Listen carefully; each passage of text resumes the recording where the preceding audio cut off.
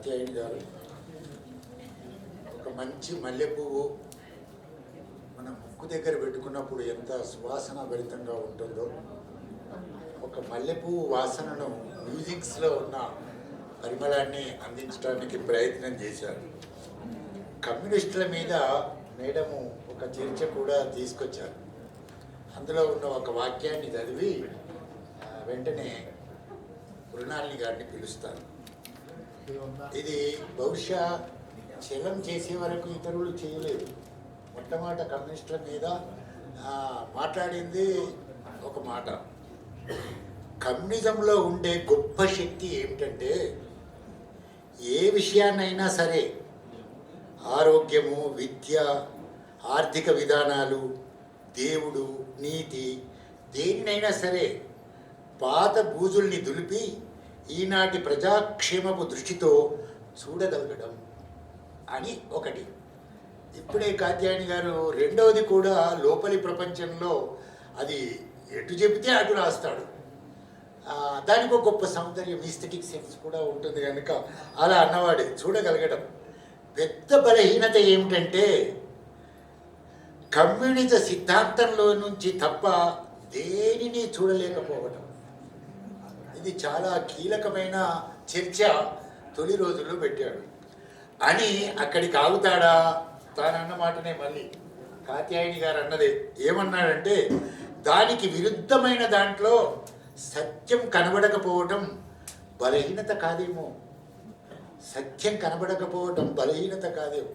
ఎంతగా మన మనసులో ఇది ఒక ఆలోచన రేపుతుందనంటే చాలా గొప్పగా చెప్పారు.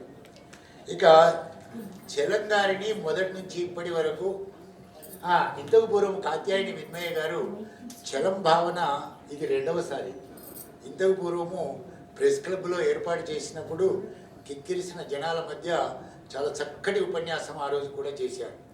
ఈరోజు కూడా మరొకసారి మీరు యూట్యూబ్లో వింటే మ్యూజిక్స్ని ఏ దృష్టితో, ఏ దృక్పథంతో దాని తాత్వికను పట్టుకొని చెప్పడానికి ఈ ఉపన్యాసం చాలా కీలకంగా ఉంటుంది. ఇక చలం అనగానే రెండో వర్గం ఉంది.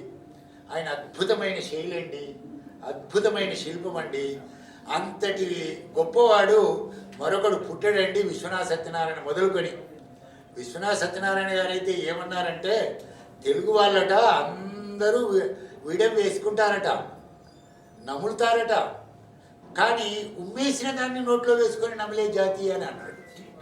చలము కిల్లి ఉమ్మేసిన తర్వాత మళ్ళీ నోట్లో వేసుకొని నములుతారు అని. విశ్వనాథ ఇద్దరు బద్ధశత్రువులు, కానీ చనిపోయినప్పుడు ఆయన శైలి శిల్పాన్ని గురించి అద్భుతంగా చెప్పారు.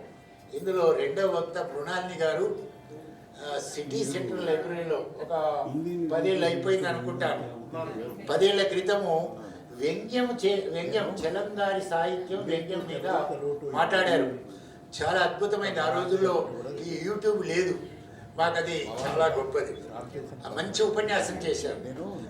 ఇందులోనే ఉంది మ్యూజిక్స్లో స్టైల్ స్టైల్ స్టైల్ నీ పొగిడి స్టైల్ని ప్రోత్సహించే నా బాధని, నా బాధ వెనుక మండుతో ఈ శిరాలోంచి మీ హృదయంలోకి పలకాలని చూసే మూగ కంఠాల క్షోభ వినబడకపోతే మూల మూలల అణిగి నలిగి నశించే ధీరవనితల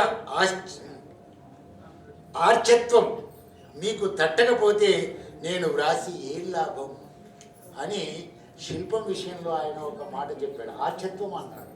కనుక ఈనాటి సభలో నిజానికి ప్రతి మాటలోని శిల్పం ఉంటుంది. వ్యంగ్యము, వెటకారము ఉండే అర్థాలు వేరున్నా ఒక పాజిటివ్ థింకింగ్ వ్యంగ్యము కూడా మృణాలి గారిని మాట్లాడినప్పుడు మాకు సహజ ధోరణి, తనకు ఉన్న సహజ ధోరణిలో వ్యంగ్యము తన రక్తంలో జీర్ణించుకొని ఉంది, చలంలో కూడా జీవించుకొని ఉంది. కనుక వారు వచ్చి సంభాషించాలని ఆహ్వానిస్తున్నారు.